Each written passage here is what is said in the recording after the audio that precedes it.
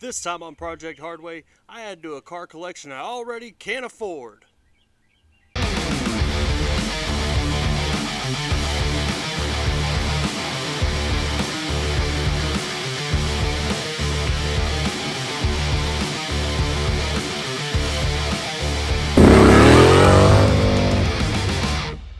I like you! I'm gonna call you Little Green! My name is Dende.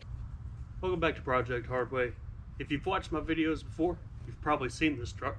But if you haven't, and you're new to the channel, this is my dad's 1994 Chevy S10. It's a 4-cylinder, 5-speed, pretty basic truck.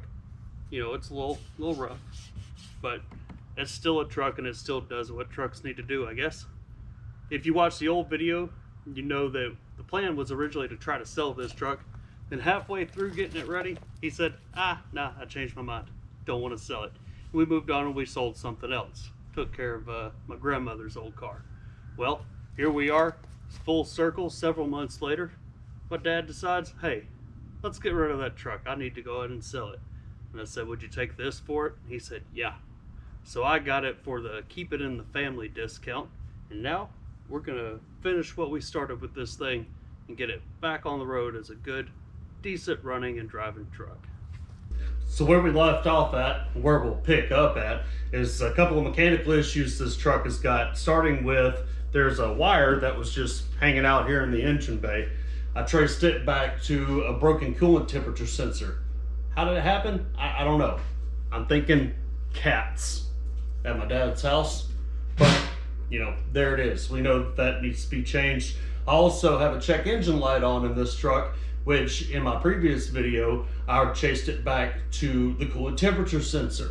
This is an OBD1 vehicle. We did a little jumper wire trick to see what the code was. I'll insert that clip here. With this being a 1994, it's an OBD1. I cannot check it with a regular scanner. So what I've found is that people say that with these 88 to 95 GMs, if you jump those two terminals on the plug with a wire, it should flash you a numerical code with the check engine light. Now, I've never actually done this, so I'm curious as to whether or not it works. A guy on the internet did it, so we'll see. So I've got the wire jumped, turn the ignition on, and it'll start to flash. You see it went 1, 1, 2, 1, 1, 2, 1, 1, 2. So that's a diagnostic code. 1, 1, 2, 3, 4, 5. 1, 1, 2, 3, 4, 5. 1, 1, 2, 3, 4, 5. 1, 1, 2. 1, 1, 2. Okay, so it did the 1, 1, 2 3 times. Then it did 1, 5 3 times, and now it's doing 1, 1, 2 3 times. So the 1, 1, 2 tells me that it is starting and that it's finishing the read. And the 1, 1, 2, 3, 4, 5, the 15 is my code. So I'll look that up, and I looked at it before. I believe code 15 is the coolant temperature sensor. So we get a new sensor, put it in, plug it in, and then disconnect the battery for a little while, let the ECU reset, and we should have the check engine light off again.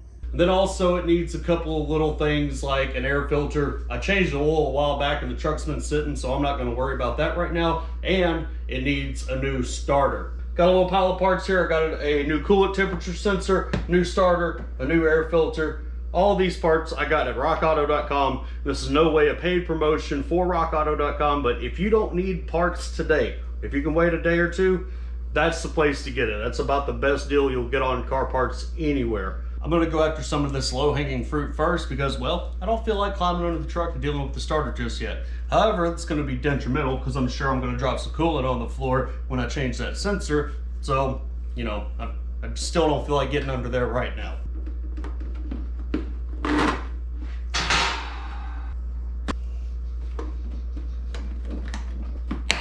Ah, so much work. Pop off this air intake slash fan shroud. Trucks are funny. Not sure why they put these things on here this way, but the shroud cover also has an air intake tube through it. Just kind of snips onto some push pins here. Now I'll take the rest of this fan shroud off. There's a couple of bolts on top. Get this top section out. The coolant temperature sensor is under a pipe that is under this radiator hose, and just, you can't even see it from up top.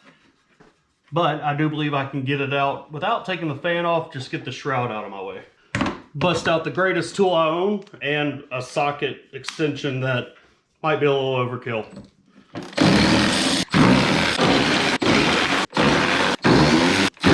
Yeah, there we go. That's easy enough. While I'm in here, this fan's got some tight tolerance issues. Every now and then it'll tick around up against the shroud here. So take a look at that while I've got that off, see if I can make any adjustments to anything. Looks like this bottom part of the shroud's got a little crack in it down here in the bottom. I don't know, we'll see what we can work with. Now, let's get that sensor off there. Go ahead and get my new sensor on standby. Minimize the drip. New sensor already has thread tape on it, so boop, boop, ready to go. Help myself out a little bit and just move this clamp out of the way for a moment.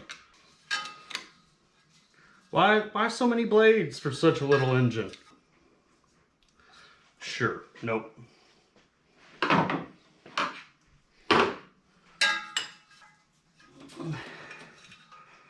Yeah.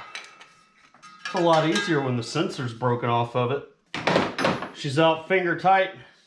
Not seeing any spillage yet, but oh, yeah. Oh no. Oh, that's a lot. Probably should have taken the dog in the house. Nah, no snack time. That is not Hawaiian Punch, sir. You know, it'd probably be a little less headache if I'd have taken that fan off. I just didn't want to. Sometimes you make life harder on yourself. All right, that ought to do her. Editing will have that done like that. However, that probably took about 5 minutes of like quarter turns, just chipping away at it. All right, gonna snap that in there, maybe. Come on, need some coaxing. Why won't that? That has got to be the dumbest thing ever. It's right there. Now, let's see if we can snake it around another way. Does that give me some more? Of course not. Nope. There we go. Just a little tug on the main harness and click. What a pain. All right. I'm not seeing anything on this fan shroud that stands out to me as making it want to rub up against the fan. So I'm just going to put it all back on there. And when I tighten the upper part of the shroud down, pull back on it, wiggle it, make sure I'm getting clearance, and then cinch it down. Start by putting the bottom part of the shroud together. If you're using power tools, careful now. This stuff's plastic and it's almost 30 years old, right? Easy on the torque.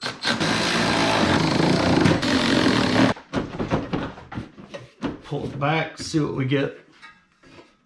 Ooh, a little bit of forward action on it. I think we're in business if I put it right there. This one doesn't understand the assignment.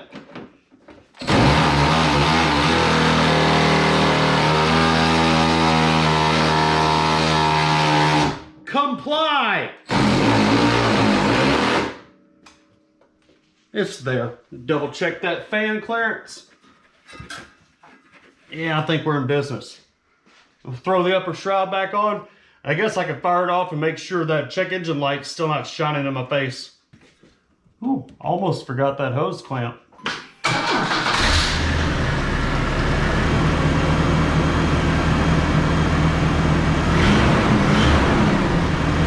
No fan issues, no check engine light. Did myself a favor, put some cat litter down. Buy a big box of the cheap stuff. Just make sure it's clumping. For a 4-cylinder truck, this thing is busy under the hood. I can't just, you know, I can't see the starter. All right.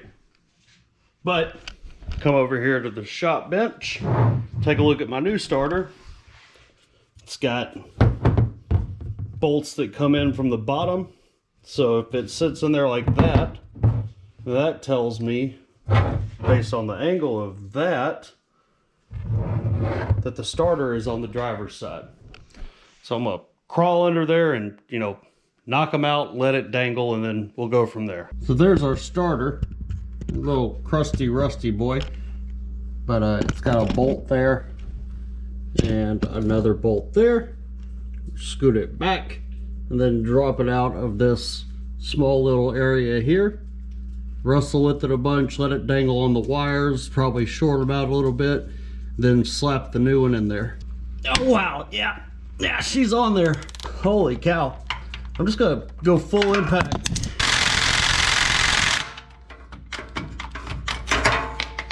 Ugh. Wonder if my dad put that starter on. Everything has to be tightened to 1,000 foot-pounds. Everything. Let's see what the breaker bar does here. Ah, there we go. That helps the old girl. Come on, get out, go off. Come on, this is supposed to be easy. There's one. Come on out of there, you. We know you're in there. Well, come on out. Don't be shy. There's no room here. Ah. Well, get out. All right. Interesting. So there is no room for the starter to go that way. I'm running into the cross member. We'll have to reevaluate. Golly. I mean, there's just... Do I have to take this loose? I guess aside from the battery cable feeling like, I can't see it, but it feels like it's going through the motor mount. I guess these, you know, AAAS 10s are a one-time use deal. Just, you know, throw it away. Get rid of it. Damn it, I'm gonna have to take that plastic cover off. I don't want to take that off. I don't feel like it. It means I gotta get up. Oh, you kidding me? Stupid thing.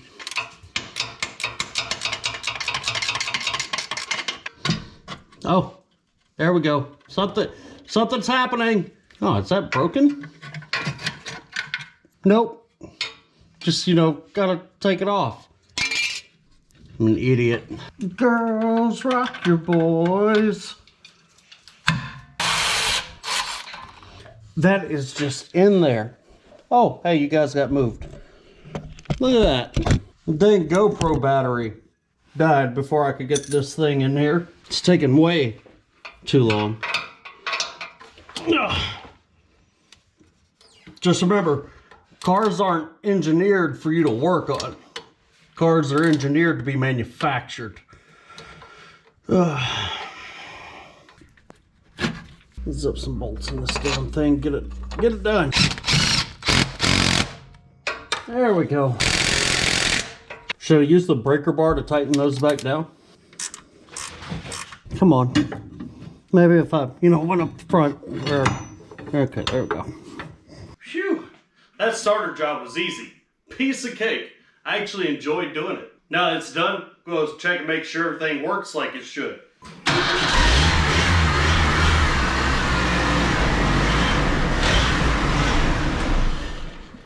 Man, that thing twists right off.